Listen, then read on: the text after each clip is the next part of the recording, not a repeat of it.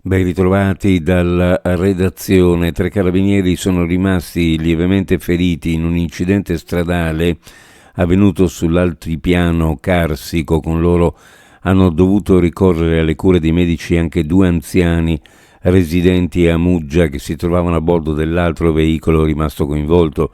L'episodio è stato registrato a Santa Croce. Per evitare conflitti di interesse, a occuparsi dei rilievi sono stati chiamati gli agenti della polizia stradale. A differenza di quanto era emerso nelle prime fasi, al momento dell'incidente non era in corso alcun inseguimento. La Gazzella stava percorrendo la strada provinciale numero 1 in direzione Camposacro per un viaggio logistico quando, all'altezza dell'incrocio con località Bristie, per motivi ancora da chiarire, forse per evitare la Toyota con a bordo la coppia muggesana di ottantenni uscita di strada alla sua destra. Un operaio si è infortunato cadendo da un'impalcatura in un cantiere all'interno del Porto Nuovo di Trieste.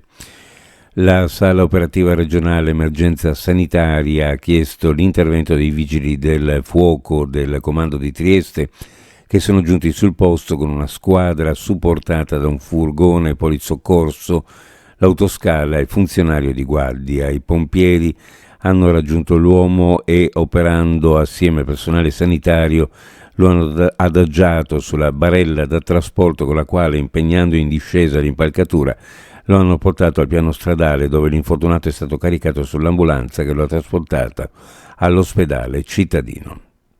Autobus contro auto in piazza Dalmazia a Trieste.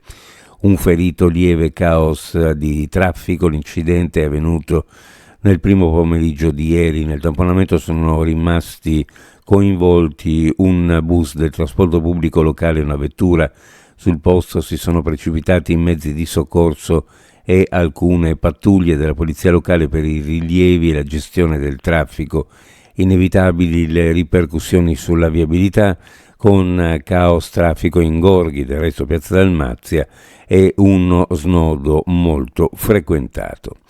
Superando per la prima volta i 900.000 ingressi sulle piste da sci e 9,8 milioni di passaggi, quella appena conclusa si conferma una stagione invernale da record che testimonia la forza del modello turistico montano del Friuli Venezia Giulia, basato su una strategia vincente di investimenti, qualità e promozione integrata del territorio, un successo che genera un volano positivo per l'intero territorio regionale, favorendo il turismo nell'intero arco dell'anno. E in sintesi il commento del governatore di Friuli Venezia Giulia ai dati relativi all'affluenza turistica e agli accessi ai poli sciistici regionali, che registra un incremento generalizzato in tutti i principali indicatori, a partire dall'aumento del 12% di ticket venduti rispetto alla stagione 2023-2024, con un più 11,3% di incasso, seguito dall'incremento del 10,7% di sciatori sulle piste, dal più 11,1% di passaggi sugli impianti. Uno sguardo alle previsioni meteorologiche. Oggi cielo variabile. Sulle prealpi Giulie bassa probabilità di qualche locale debole pioggia nel pomeriggio, con quota neve a 1200-1400 metri, possibili locali gelate notturne in pianura, specie orientale, oltre che sulla zona montana. Per quanto riguarda le temperature, minime in pianura fra 0 e 4 gradi e sulla costa fra 3 e 6, massime in pianura fra 14 e 16 e sulla costa fra 12 e 15 gradi centigradi. Previsioni a cura di ARPA e FVG Meteo. Ed è tutto per il momento con l'informazione, grazie per averci seguito. A più tardi.